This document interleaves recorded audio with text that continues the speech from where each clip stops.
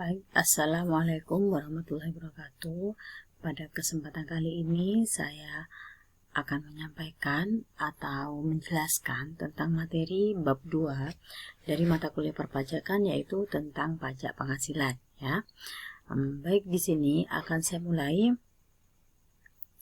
Untuk pajak penghasilan, apa saja sih yang akan dipelajari di dalam bab ini? Yaitu dari tujuan instruksinya itu adalah sebagai berikut.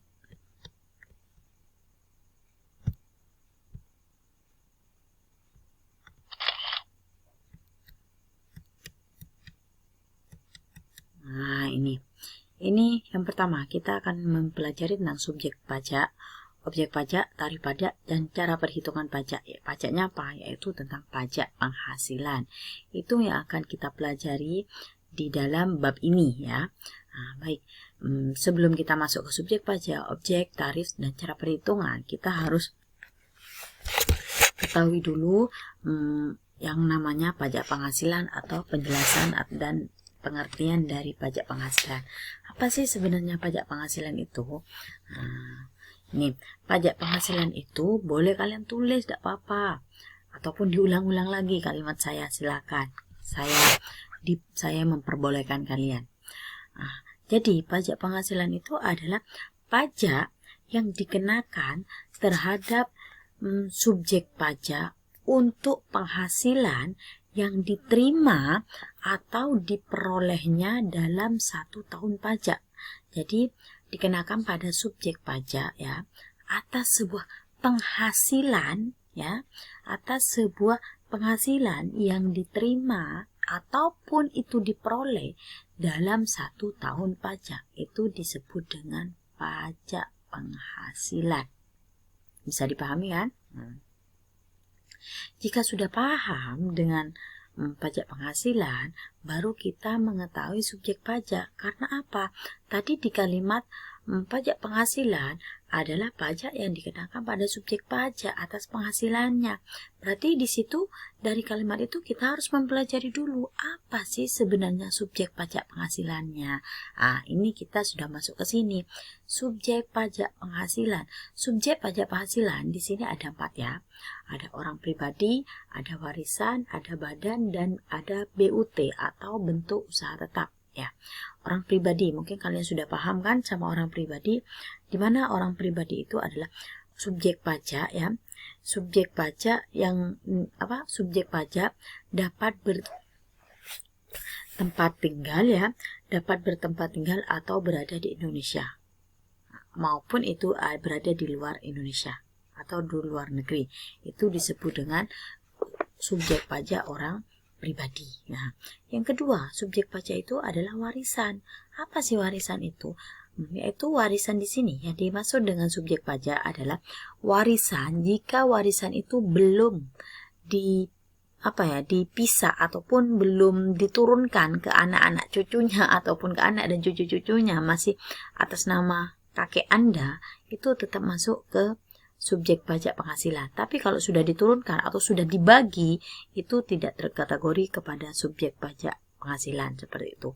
Kemudian badan, kalian kan sudah tahu badan itu apa aja ya. Organisasi, yayasan, perusahaan, kelompok orang, persekutuan dan semacamnya. Itu merupakan badan yang memiliki penghasilan ya. Itu akan dikategorikan kepada subjek pajak seperti itu. Yang keempat yaitu badan usaha tetap atau BUT. Apa BUT itu? BUT itu adalah bentuk usaha tetap ya, di mana bentuk usahanya itu dipergunakan oleh orang pribadi yang tidak bertempat tinggal di Indonesia. Jadi itu dipergunakan orang pribadi yang tidak bertempat tinggal di Indonesia ya. Orang pribadi yang berada di Indonesia tidak lebih ya, boleh punyanya orang pribadi, tapi ya boleh punyanya orang pribadi yang berada di Indonesia, tapi orang itu tidak boleh ya, orang itu tidak boleh lebih dari 182 hari. Jadi boleh itu orang itu berada di Indonesia, tetapi orang itu tidak boleh lebih dari 183 hari. Kalau sudah lebih dari 183 hari, itu bisa dikategorikan orang pribadi. Tapi kalau hanya sebentar, orang luar negeri itu ada di Indonesia, itu dikatakan dengan BUT, bentuk usaha tetap, seperti itu ya. Nah, ingat 183 hari itu dalam jangka waktu 1 tahun, seperti itu ya. Nah, bisa juga itu badan, tapi badan itu tidak didirikan dan tidak bertempat tinggal di Indonesia untuk menjalankan usahanya atau melakukan kegiatan usahanya. Jadi usahanya itu tidak berada di Indonesia, melainkan ada di luar negeri. Tetapi kenapa kok masuk BUT dalam negeri atau luar negeri masih dipungut oleh warga Indonesia? Melainkan itu hanya ada anak perusahaan, kantor cabangnya, seperti itu. Itu boleh, contohnya kayak perusahaan PNG atau perusahaannya Unilever. Itu kan sebenarnya punya orang luar negeri, tetapi itu kan anak perusahaannya maupun itu kantor cabangnya itu kan ada di Indonesia. Itu dikatakan bentuk usaha tetap, seperti itu. Bisa dipahami kan? Untuk bentuk usaha tetap itu adalah subjek-subjek di dalam perpajakan. Kalau sudah, saya lanjutkan lagi ya. Ini selanjutnya subjek pajak. Ingat, subjek pajak seperti pada perpajakan pada umumnya, subjek pajak itu tetap dibagi dua, dalam negeri dan luar negeri. Kalau dalam negeri itu ada orang pribadi, badan, dan warisan, seperti yang saya jelaskan tadi ya. Kalau yang luar negeri, ini orang untuk yang luar negeri, orang pribadi yang tidak bertempat tinggal di Indonesia. Orang pribadi itu berada di Indonesia, jadi tidak bertempat tinggal di Indonesia, dan orang pribadi itu juga berada di Indonesia tetapi tidak boleh ya lebih dari 183 hari ya. Badan tidak didirikan dan tidak bertempat kedudukan di Indonesia, seperti yang saya jelaskan tadi ya. Itu disebut subjek pajak luar negeri. Kemudian yang poin kedua ini sama, orang itu tidak berada di Indonesia ya. Kemudian orang itu tidak boleh lebih dari 182 hari. Dan selain itu, badan yang telah didirikan dan tidak bertempat kedudukan di Indonesia ya dapat menerima dan memperoleh penghasilan dari Indonesia asalkan, contohnya Bapak A ya, Bapak A itu WNA ya, WNA bukan hanya WNA, dari WNA itu dia memiliki sebuah perusahaan di dalam negeri. Seperti itu. Dan kemudian hasil yang diperoleh dari dalam negeri itu, dari Indonesia itu kan diperoleh oleh WNA, uangnya atau penghasilan atau labanya, keuntungannya, seperti itu. Maka penghasilan dari WNA itu tetap dikategorikan dengan subjek pajak luar negeri, karena itu masuk kategori itu penghasilan dalam negeri nantinya. Jadi itu akan tetap dikenakan pajak penghasilan karena penghasilannya itu berada di dalam Indonesia, seperti itu. Bisa dipahami kan? Tapi orangnya itu orang luar negeri, itu yang disebut dengan BUT, yaitu tidak menjalankan usaha melainkan kegiatan usaha BUT di Indonesia, seperti itu. Itu untuk poin 2 ya. Saya lanjutkan lagi. Kemudian kalau sudah kita tahu tentang subjek-subjek pajak luar negeri dan dalam negeri, maka wajib pajak luar negeri dan dalam negeri itu memiliki sebuah ketentuan-ketentuan atau perbedaan ya antara luar negeri dan dalam negeri, di mana perbedaannya kalau dalam negeri atau DN itu dikenakan pajak atas penghasilan baik diterima atau diperoleh di Indonesia dan dari luar Indonesia. Itu dalam negeri. Kalau luar negeri dikenakan pajak hanya atas penghasilan yang berasal dari sumber penghasilan di Indonesia. Seperti itu. Jadi kalau ada di Indonesia usahanya, punya WNA, itu akan dikenakan pajak luar negeri atas usaha yang ada di Indonesia atau BUT yang ada di Indonesia. Seperti itu. Itu untuk luar negeri. Kemudian pajak yang dikenakan kalau atas penghasilan itu.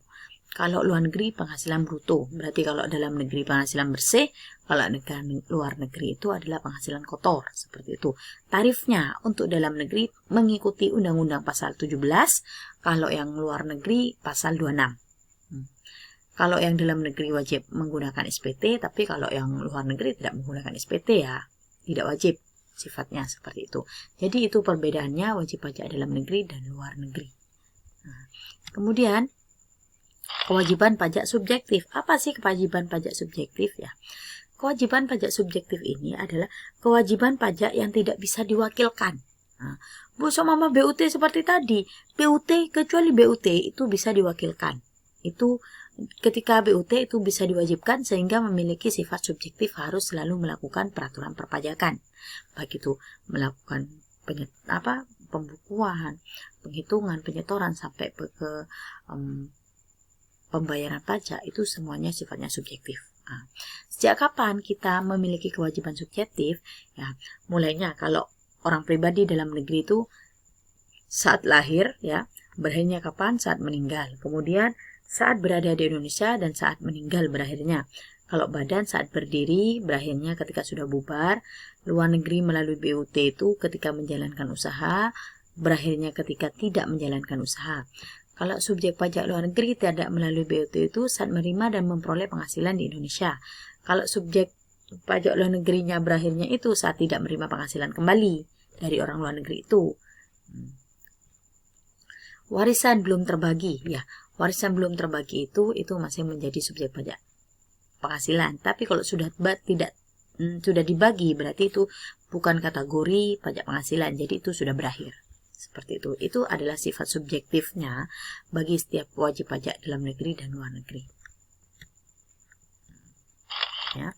Nah, ini ada juga yang tidak termasuk subjek pajak seperti yang saya jelaskan pada materi sebelumnya. Ada kantor perwakilan negara asing, diploma, konsulat, ya, seperti itu. Kemudian ada organisasi internasional, serikat kayak kesehatan itu organisasi internasional itu meskipun mendapatkan fee, mendapatkan sebuah penghasilan itu tidak dikenakan pajak. Seperti itu. Kemudian pejabat perwakilan organisasi, contoh ada duta perlindungan anak untuk negara Indonesia, seperti itu tidak dikenakan pajak. Seperti itu. Mungkin bisa dipahami ya. Saya lanjut lagi ke objek pajak. Apa objek pajak? Tadi sudah subjek pajak sudah, ya. Wajib pajaknya sudah. Sekarang objek pajak. Apa sih objek pajak itu? Objek pajak itu adalah penghasilan di mana jika seseorang, baik itu badan maupun wajib pajak orang pribadi, itu memiliki ketambahan atau penambahan terhadap kemampuan ekonomi, ya, kemampuan ekonomi, baik itu unsurnya dari luar negeri maupun dari dalam negeri, ya, yang nantinya itu memiliki sifat bisa dipakai untuk konsumsi dan bisa menambah kekayaan, itu dikategorikan sebagai objek pajak penghasilan. Ingat, objek pajak. Kalau subjek tadi kan orangnya, berarti objeknya dikenakan ke siapa? Ke penghasilannya kan, seperti itu. Maka itu adalah istilah dari penghasilan. Penambahan ekonomi dan bisa dimanfaatkan dan bisa digunakan untuk kekayaan, itu disebut dengan objek pajak.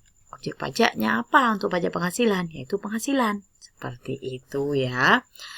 Mungkin kalian sudah bisa memahami dan bisa menggambarkan sendiri. Baik, kalau sudah saya lanjut lagi. Nih. Objek pajak di sini ada banyak. Ada 18 jenis objek pajak penghasilan. Di antaranya ada imbalan atau penggantian, ya. Ada gaji, upah, tunjangan, semuanya ini bisa kalian baca sendiri apa aja ini yang masuk ke objek pajak penghasilan. Di sini ada 19 ya, bukan 18, maaf. 19 bukan 18. Ini adalah objek-objek pajak, bisa kalian baca, ada royalti, sewa, selisih kurs mata uang, semuanya itu dikategorikan dari objek pajak penghasilan, seperti itu. Yang tidak termasuk objek pajak penghasilan di sini ada 13. Ada bantuan aman, zakat, hibah, warisan yang sudah terbagi masuknya di sini ya. Harga setoran tunai, semuanya ini bisa kalian baca juga di sini. Ini ada 13 jenis objek pajak yang tidak bisa dikategorikan sebagai objek pajak penghasilan, seperti itu. Selanjutnya ini adalah kalau sudah paham sama objeknya sudah paham, subjeknya paham, wajib pajaknya juga paham, maka yang selanjutnya di sini saya akan menjelaskan tentang dasar pengenaan pajak atau dasar perhitungan perpajakannya. Jadi DPP, disingkatnya DPP ya. Kalau di dalam perpajakan itu dasar pengenaan pajak itu disingkat dengan istilah DPP, seperti itu. Jadi ini adalah merupakan dasar di dalam perpajakan yang wajib kita ketahui terlebih dahulu ya. Nih. Boleh kalian tulis, silahkan, tidak apa-apa. Saya lanjutkan kembali ya. Jadi ini di dalam dasar pengenaan pajak ini, jika sudah kalian tuliskan ya, maka ini harus kalian ingat-ingat terus ya. Untuk wajib pajak dalam negeri, ingat DN itu dalam negeri ya, wajib pajak dalam negeri dan bentuk usaha tetap itu merupakan penghasilan kena pajak. Sama dengan penghasilan kena pajak ya, Ingat, penghasilan kena pajaknya kan ada dua, ada badan, ada OP atau orang pribadi. Kalau badan itu, penghasilannya itu diperoleh dari penghasilan neto, penghasilan bersih untuk badan. Tapi kalau untuk orang pribadi, penghasilannya itu diperoleh dari penghasilan bersih dikurangi dengan PTKP. Apa PTKP itu? PTKP itu adalah penghasilan tidak kena pajak. Nanti akan di slide berikutnya akan menjelaskan tentang PTKP ini ya. Seperti itu. Selanjutnya untuk yang luar negeri, wajib pajak luar negeri. Kalau wajib pajak luar negeri seperti yang tabel tadi ya.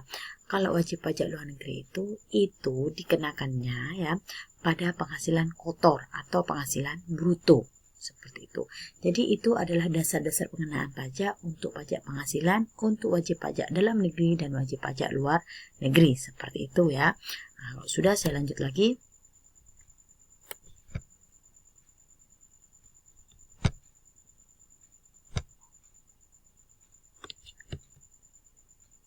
Ini cara menghitungnya di sini. Cara menghitungnya untuk penghasilan kena pajaknya atau PKP-nya di sini. Untuk WP orang pribadi itu kan tadi penghasilan neto kalau dalam negeri. Penghasilan itu dikurangi PTKP. Kalau penghasilan neto itu diperoleh dari penghasilan bruto kurangi biaya. Mungkin kalian sudah ngerti kalau masalah ini. Kemudian PKP untuk badan. Karena pada badan itu kalau dalam negeri sama-sama neto, berarti penghasilan netonya diperoleh dari penghasilan bruto atau kotor perusahaan atau bentuk badan atau usahanya dikurangi sama biaya-biayanya. Seperti itu. Ini sudah lumrah pada umumnya ya untuk menghitung penghasilan itu atau penghasilan bersih. Seperti itu. Kemudian ini. Saya akan bahas tentang PTKP yang tadi. Bu, katanya kalau orang pribadi penghasilan neto dikurangi sama PTKP. Apa PTKP sebenarnya? Unsur PTKP itu yaitu di dalam penghasilan tidak kena pajak itu ada sebuah unsur. Unsurnya yang pertama, wajib pajak orang pribadi itu jumlahnya nilainya 54 juta.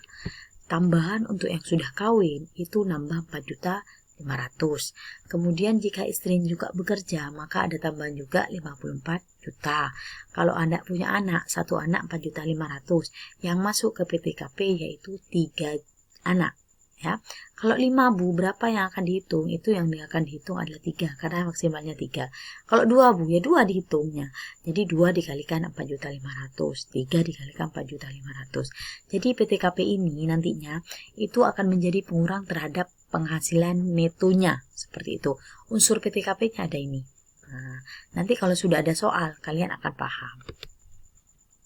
Kalau sudah paham sama PTKP, lanjut ke tarif pajak. Ada penghasilan neto, dikurangi sama PTKP, merupakan PKP. Hasilnya kan tadi kan seperti itu. PKP itu berapa jumlahnya, itu akan dikalikan dengan tarif pajak. Di mana tarif pajak itu berlapis-lapis ya. Ada 5%, 15%, 25%, sama 30%. Di mana diasumsikan dengan nilai nominal seperti ini. Jika Bu, ternyata penghasilannya itu setelah dikurangi PTKP, maka PKP-nya menghasilkan 10 juta. Maka 10 juta dikalikan dengan 5% karena merupakan lapisan pertama. Yaitu bisa dipahami, jadi nilainya itu merupakan pajak terhutang yang harus dibayarkan. Seperti itu ya. Saya lanjut lagi. Ini ada contoh. Contohnya di sini ada Ahmad. Ahmad ini sudah kawin, istrinya tidak bekerja dan memiliki anak 3 ya, anak 3. Di mana Ahmad ini menjadi seorang dokter dan juga memiliki industri rotan. Dokternya di Jakarta, rotannya di Cirebon. Kemudian prosentase norma industrinya yang rotan itu 12,5 dan yang dokter itu 4,45%. Seperti ini. Kemudian peredaran atau penghasilannya itu setahunnya untuk yang peredaran usaha rotannya yang di Cirebon itu nilainya 400 juta. Kalau yang penerimaan bruto dari dokternya itu setahun 100 juta. Tapi kan diprosentasekan berdasarkan norma industrinya. Jadi kan ini dikalikan ini dikalikan ini. Hasilnya ini ya. Jadi penghasilan itunya 95 juta. Ingat tadi, PKP itu PKP itu diperoleh dari penghasilan neto dikurangi dengan PTKP. Nah, ya. Ingat, penghasilan netonya sudah ketemu. Sekarang tinggal PTKP-nya yang belum ketemu ya. PTKP-nya ingat. Ahmad kawin. Kawin tadi berapa? WP. WP untuk yang kawin dengan istri tidak bekerja dan 3 anak. Itu PTKP-nya yang dihitung. Nah, sekarang kalau seperti itu Ahmad berarti mendapatkan PTKP apa? PTKP orang pribadi 54 juta. Nah, kawin ya. Kawin itu PTKP-nya 4.500.000. Nah, kemudian anak itu 3. Satu anak 4.500.000. Jadi ini perhitungannya. WP-nya orang pribadinya 54 juta, kawinnya 4,5 juta, anaknya 3 dikali 4,5 juta. Jadi nilainya 72 juta. Ini adalah besarnya PTKP. Maka penghasilan neto dikurangi PTKP akan ketemu sama PKP. Penghasilan kena pajak sebesar 23 juta. 23 juta itu ini harus dikalikan dengan tarif pajak yang lapisan tadi. 23 juta merupakan lapisan berapa? Lapisan pertama. Jadi kalau lapisan pertama kan 5%. Jadi 5% dikalikan 23 juta hasilnya 1.150.000. Jadi jumlah ini yang harus dibayarkan oleh Ahmad kepada Direktorat Jenderal Pajak melalui proses penyampaian atas SPT-nya nanti melalui e-filing ya, di internet juga sudah ada, tinggal kita masukkan ke website, kemudian melakukan penyetoran sampai melakukan pembayaran pajak seperti itu. Itu yang harus dilakukan oleh Ahmad. Nah, selanjutnya ini contoh yang selanjutnya, ada 2 contoh ya. Yang pertama sudah, sekarang contoh yang kedua. Ini contoh yang kedua, ini Tuan Ashaf ya. Ashaf ini data keuangan perusahaannya, di mana Tuan Ashaf ini K. Kalau K ini berarti menunjukkan kawin. Garing 2 seperti ini berarti kawin anak 2 pada tahun 2016 sebagai berikut. Nah, peredaran bruto, kalau peredaran bruto itu menunjukkan bahwa bentuknya usaha. Peredaran bruto dari usahanya adalah 6M. Biaya yang dikeluarkan adalah 5 juta. Ingat tadi, kalau untuk badan ya, penghasilan netonya itu diperoleh dari penghasilan bruto dikurangi biaya. Nah, seperti itu. Biaya yang ketahuan, penghasilan brutonya ketahuan juga. Kemudian ada kompensasi kerugian. Nah, sekarang menghitung berapa besarnya pajak yang harus dibayarkan atau pajak yang masih terutang. Seperti itu. Jawabnya seperti ini. Penghasilan bruto 6 juta. Ada biaya ketemu penghasilan neto. Kemudian ada kerugian. Kerugiannya 400 juta. Jadi ketika 400 juta kerugiannya dari 6M, 5M, penghasilan netonya 1M. Dikurangi kerugiannya 400 juta. Maka penghasilan netonya 600 juta. Nah, sekarang ingat PTKP-nya. PTKP-nya di sini Tuan Asruf itu kawin punya anak 2. Kawin WP pribadinya 54 juta. Kawinnya 4.500.000, anak 2 4.500.000.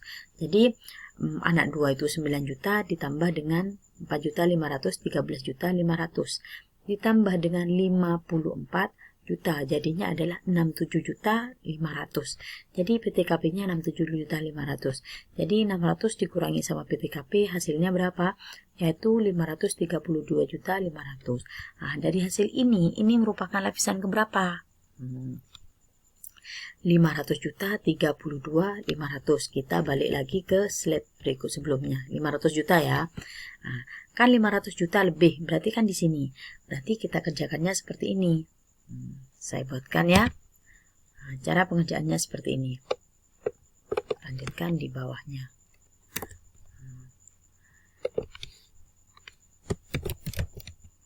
Pajak terutang. Ya, seperti ini. Jadi di bawahnya tadi PKP-nya adalah 532.500.000 seperti ini kan ya. Maka di sini lapisan pertama ya. lapisan pertama itu sama dengan 50 juta paling tinggi kan, 50 juta. Kita kalikan dengan 5%. 5% sama dengan berapa? Nah, lapisan 2 sama dengan lapisan 2. Dilihat di sini, lapisan 2 itu berapa nilainya, ya kan? Lapisan 2 paling besar 250.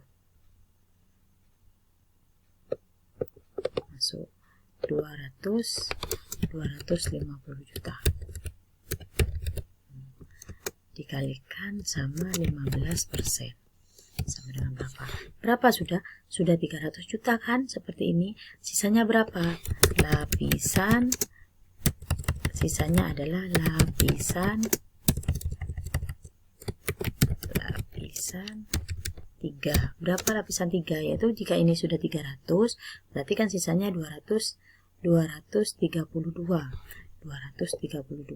ya kan? Nah, lapisan ketiga kan harusnya 250 sampai 500, sedangkan sisanya di sini hanya 232. Jadi di sini sisanya 232. Karena sudah tidak bisa mencapai ke lapisan 4. Kan lapisan 4 di sini diketahuinya harus di atas 500 juta atau 250 sampai 500. Sedangkan kan tadi kan 232 kan masih di sini harusnya. Sedangkan ini sudah kepakai lapisan 2-nya. Jadi masuk ke lapisan 3 ya. Lapisan 3 di sini merupakan sisanya yaitu 225% tarifnya. Jadi ini dikalikan 25%. Seperti itu ya. Nah, tinggal kita hitung. Ayo kita hitung bersama-sama ya. Berapa nilainya?